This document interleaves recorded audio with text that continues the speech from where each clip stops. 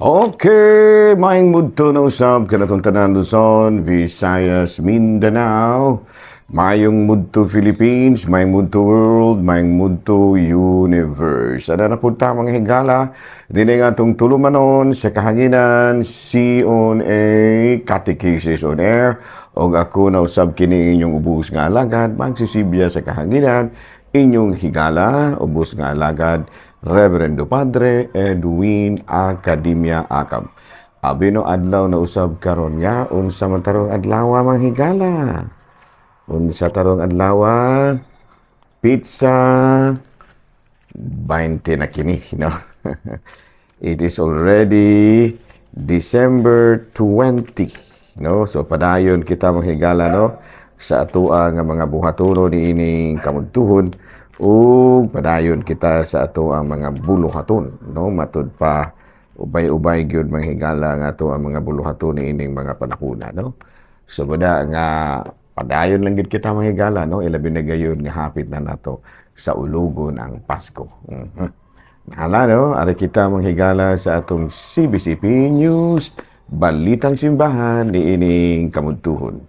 Ang Episcopal Commission on the Laity aduna na sila bagong chairman nga mao si Bishop Severo Caer Marie, no? Caer Marie sa Dipolog, no? Iyang gipulihan ang kanhi obispo Enrique Macaraig nga nakabsat sa kinabuhi tungod sa cardiac arrest niadtong nakalamang tuig. Balita manghigala gikan sa Vatican ang kahayag ni Kristo anaa sa atong pagtuo sa Dios. Mao kini ang gitudlo ni Pope Francis atol sa iyahang misa alang sa ikatulo nga Domingo sa Adbiento. Mahimo kini diha sa ato ang paghalad sa atong kaugalingon ug diha sa atong mga pagampo. Mao kadto mga higala mga balitang simbahan ining kamudtuhon ug padayon kita sa ato ang pagpangalagad ni ining sayo pa kayo nga ni ining kamudtuhon, no? Dili sayo kayo, no? Dili pa nun sayo na kay igkuan naman ron. Igkalao naman ron mga higala, no? Gani ang uban kaninyo murag nakapaniud to naman siguro, no? Kapaniud to na ba mo? O, wala pa siguro ang uban. Ako human ako. Nahala, no? May mudto na kanatong tanan o malipayon kitag dako mga higala, no? Nga walay mga kakulian nga ato ang nasugatan. Wala lang muna kita karoy saint of the day mga higala, ha? Kaya medyo nalihatan ako, wala na ko maandam ang ako ang kining tungod sa kabisi mga higala, no? Karong mga panahona gawas nga nangandam ko alang sa kining ato ang magsaulog sa Pasko. Padayon pa po na nga itong mga pag-ipa-improve sa ato ang simbahan diri sa Ayungon. So muna nga, bisag wala ko tulog, kinahanglan pa mo yung mag-supervise na ginagmay sa construction. Sige jud gihapon tagkuan. Sige gihapon kitag paningkamot, no? Karong nga panahon na gala nga among gihimo, mao kining among side chapel, no? Kay ang simbahan sa Ayungon dili man gyud igo-igo, ang dili gyud makasarang sa kitaghanon sa mga tao. Muna nga naning kamot kita nga adunay side chapel nga mo magamit usab sa mga dagkong okasyon sa pananglitan sa Pasko. So muna nga medyo busy kita gamay mahigala. dili gyud matabang mahigala ang kabisi nato. Nahala, no? Padayon kita ano na kita mahigala sa ato ang catechism, no? Atong kabahis Pasko ning ato karon nga kining kabahin sa Pasko mahigala kining ato karon nga ang ato nga catechism karon higala kay si Pope John Paul II kanhi atong Santo Papa ni kuan siya, ni explain siya iyahang gipasabot ang usa sa mga kalagmitan nga ato ang gidekorar sa atong panimalay nga mao ang Christmas tree, you know, Christmas tree. So gi-explain, no, gipasabot ni Pope John Paul II ang simbolismo or kining pagtulunan nga anaa sa Christmas tree. Matud pa ang Christmas tree exalts the value of life, no? Evergreen. Di ba nakabantay mo sa Christmas tree mahigala, no? Nga evergreen gina, walay nag-Christmas tree nga itom. Nabay nag-Christmas tree nga ang color itom, walang kalagmitan gina sa Christmas tree, evergreen. Nga naman, tungod kay matod pa, nagsimbolo ka na sa matod pa kining the value of life. No, kaya di ba no, kanang evergreen, no, kanang kining gitawag nato og kinibitaw kinabuhi ba kining kahoy nga buhi, no, di ba, green man gina siya kayo, it remains unchanged through the harshness of winter. Ayan, no, so muna nga kung ang ato ang Christmas tree kinahanglan gyud nga green ang mga dahon ni ana, no, ayaw mo butang og Christmas tree nga ang nakita ko Christmas tree mahigala ang dahon puti. Kato, may puruhan po nga natabunan sa snow. Ayan, no? So, number 2, the gift arranged under the Christmas tree, no? Sa to pa, ang kanagong Christmas tree, doon na gina siya sa ilalong ba, doon ay mga gift, doon ay mga, sa ato pa na, mga pinaskuhan. Nagsimbolo po na sila kang Kristo, nga mao ang pinakagasa sa Dios ngadto sa katawhan. Pinaskuhan sa Dios alang sa katawhan, no? So muna gi-explika ni Pope John Paul II, gipasabot niya nga ang Christmas tree kuno matud pa niya kinahanglan gyud nga green, evergreen, kay matud pa remain unchanged through the harshness of winter. O niya ang sa tiilang bahin sa kining Christmas tree ana gyud kining gitawag natong mga pinaskuhan, kining gift ba gift, nagsimbolo usab kana kang Kristo kan sa maoy pinakadakong gasa sa Dios alang sa katawhan, no?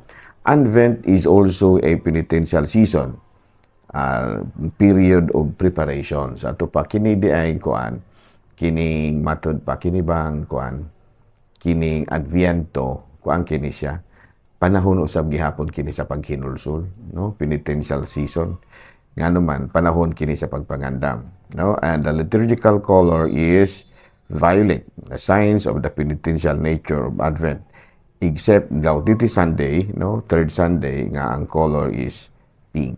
Unsa may kahulugan sa rose or pink, kuan kana nagkahulugan kana og brightness, lightness of joy. Ayan, no. So muna nga gi-explain si mismo gyud si Pope kanhi Pope John Paul II mao ini explain kabahin niining Christmas tree. Nala, no, padayon ta sa ato nga mga pagpangalagad. Ari na pud ta sa lain nga simbolo sa Pasko, no. Ang Christmas Carol, no, kining Christmas Carol, no, usa kini sa mga naandan nga mga buluhaton kaganina mahigala nagsugod na, no, kaganina nagsugod na ang mga kabataan diri sa ayungon pagpanaygon, no, may pakapin pang sayaw, no. May mga pagsayaw pa, no, nya nagsugod kining Christmas caroling 18th century, no, niya ang una gyud nga Christmas carol nga nahimo, no, ni kining gihimo ni Johann sa pahatong klarohon mahigala ning spelling ani Johann Tabureau, no, nigihimo kini niya gisulat kini niya niadtong 1589, no, kining ang kanta nga Ding Dong Merrily on High. Sa ato pa ang pinakauna gid ay nga Christmas Carol gisulat ni Johann Tabureau, unya nga matud pa nisulat kini siya niadtong 1589. Nya ang sunod nga nasulat nga sa kining Christmas Carol mao kining Silent Night, no. Ang kasaysayan ani mahigala ang assistant parish priest sa usa ka parokya nga mao si Father Joseph Moore, no, na nahitabo mga higala nga kay sa simbahan ko dito sa Europe ba organ maginang ilang inugduyog sa misa. kag sara kang makakita og kuan, makadungog nga gitara mo iduyog. Usually dito sa Europe, ang giduyog gina sa mga kanta sa misa is organ, no, organ. No, muna nga naguba man ang ilahang organ. So muna nga ila na laman nga kanang gitawag nga to giilisan og gitar. Munang tungod sa kaguol niya nga gitara lang. Nga gitara na lang ang giduyog. Nya murag mingaw kaayo.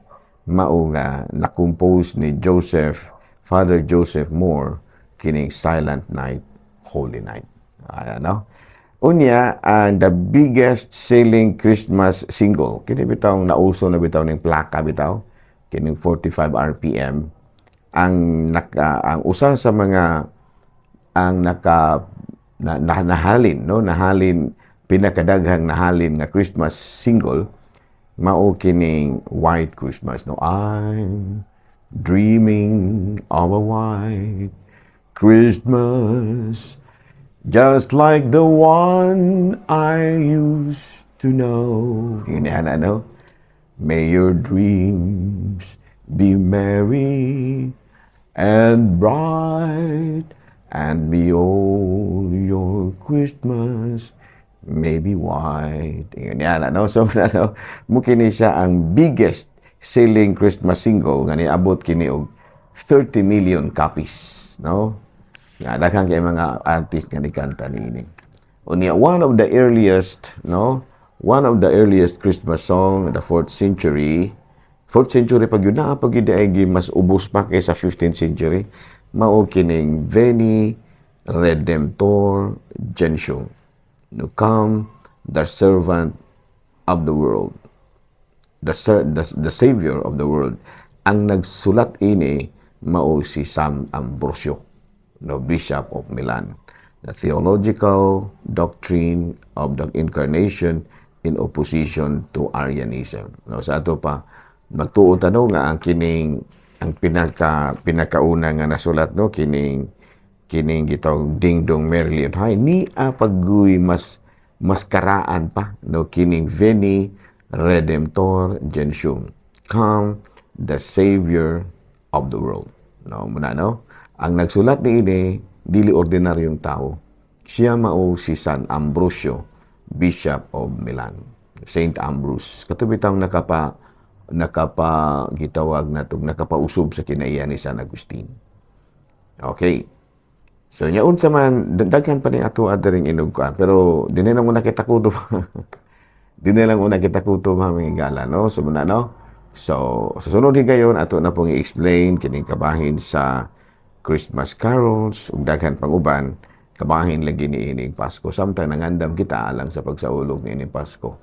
O, karong adlaw ko ha, ikalima na ron kaadlaw sa pagpangandam alang sa Pasko. Okay, klaro? No, di na lang mo nakita kutob ha. Ako lang gihapon kini yung ubos nga alagad Reverendo Padre Edwin Academia Akaw. Takang salamat ug manalangin ka nato ang Dios makayagahong tanan, Amahan, Anak, Espiritu Santo. Amen. Good noon, Pilipinas.